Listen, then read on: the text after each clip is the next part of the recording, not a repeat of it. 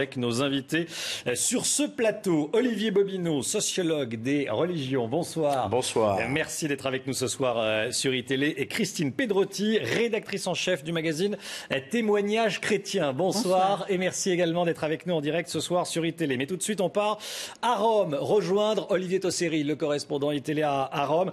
Olivier, dites-nous, hier il y avait une affluence extraordinaire, place Saint-Pierre, pour cette fête de Pâques. En clair, est-ce qu'il y a un effet Pape François à Rome ?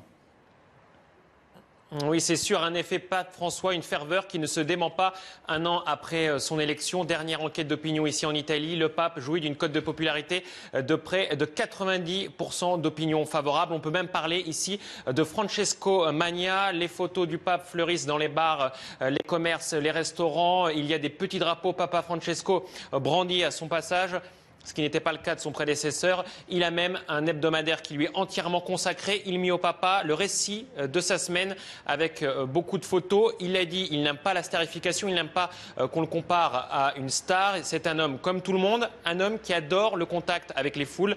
Le symbole, ce sont ces audiences générales Place Saint-Pierre tous les mercredis. En moyenne, plus de 52 000 personnes, le double de ce que faisait Benoît XVI, avec à la fin, à chaque fois, des bains de foule interminables. Une popularité inédite qui n'a d'égal certainement que celle du pape Jean-Paul II. On verra cela dimanche prochain avec les canonisations. La canonisation, entre autres, du pape polonais. Ce sera le choc de deux immenses popularités. Justement, dimanche prochain, Rome s'apprête à recevoir près d'1 million de fidèles pour cette double canonisation, celle de Jean-Paul II et de Jean XXIII. Je rappelle qu'une canonisation, c'est le fait de faire saint, de dire qu'ils sont saints, Jean-Paul II et Jean XXIII. Il va y avoir un dispositif particulier. Oui, évidemment, 1 million de fidèles attendus. Ça fait le bonheur des commerçants et des hôteliers qui se frottent les mains. Les autorités, elles, s'arrachent les cheveux. Elles ont mis en place un plan d'accueil exceptionnel. 2600 volontaires sont mobilisés. 4500 policiers sont présents à Rome. 4 millions de bouteilles d'eau seront distribuées. Le métro restera ouvert 24 heures sur 24. Le tout pour un coût supplémentaire pour les caisses déjà endettées de la ville de 5 millions d'euros.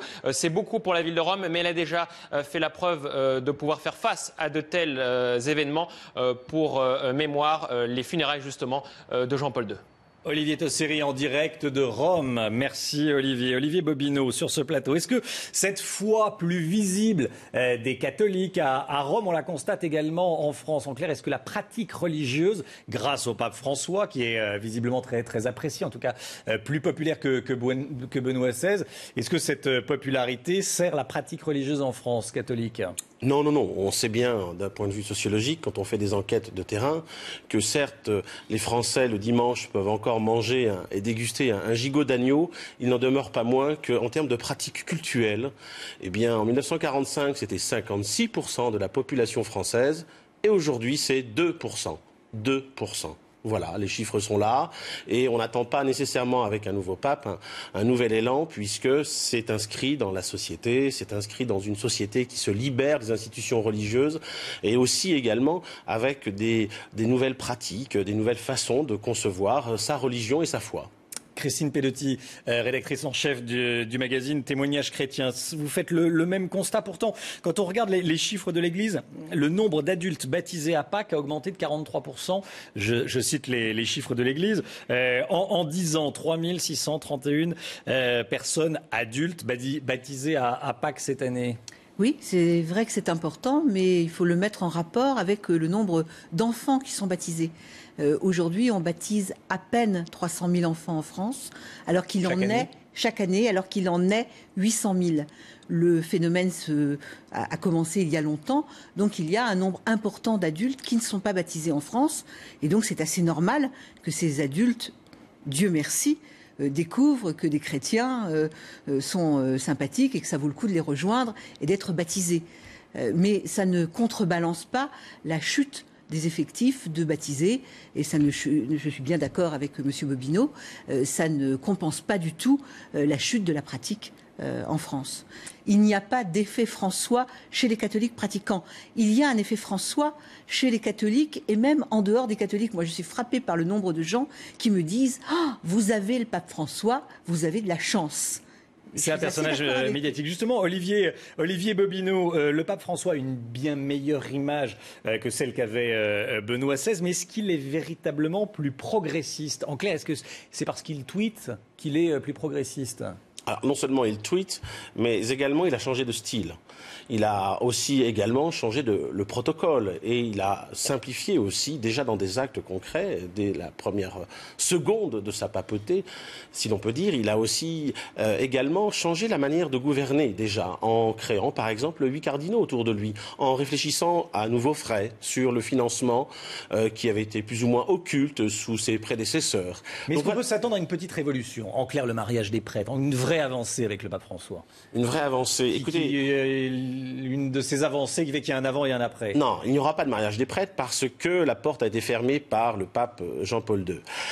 En revanche, peut-être sur des manières d'être, des manières, y compris d'être par rapport aux plus précaires, par rapport aux personnes marginales de la société, et qui d'ailleurs attirent l'attention des personnes situées en dehors de l'Église. L'effet François, comme le disait Madame Pedotti à l'instant, l'effet François, c'est aussi un effet d'abord en dehors de l'Église, si vous voulez.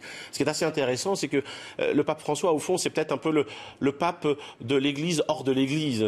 Il l'amène un peu à sortir, à changer de point de vue. Les philosophes allemands parlent d'une itinérance de point de vue. Prendre le point de vue de l'autre, il est peut-être capable de faire cela, de changer des manières d'être, de changer des manières d'agir et de croire. Mais de là à faire une révolution, non. La tradition d'Église est là. Christine Pedotti, une dernière question avec une réponse brève, s'il vous plaît. Dimanche prochain, il y a cette double canonisation de Jean XXIII et de Jean-Paul II. Pourquoi une double canonisation? Pourquoi deux papes faits saints le même jour? Parce que François est un homme rusé, il le dit lui-même. Jean-Paul II, il fallait le canoniser. On sait que ça fait grincer des dents, qu'il y a des choses à dire, en particulier avec des scandales financiers, la pédophilie mal gérée, Martial Maciel est légionnaire du Christ. Et donc, à côté, on canonise le pape du Concile. C'est aussi dire quelque chose sur l'importance du Concile pour les catholiques. C'est le pape Jean XXIII.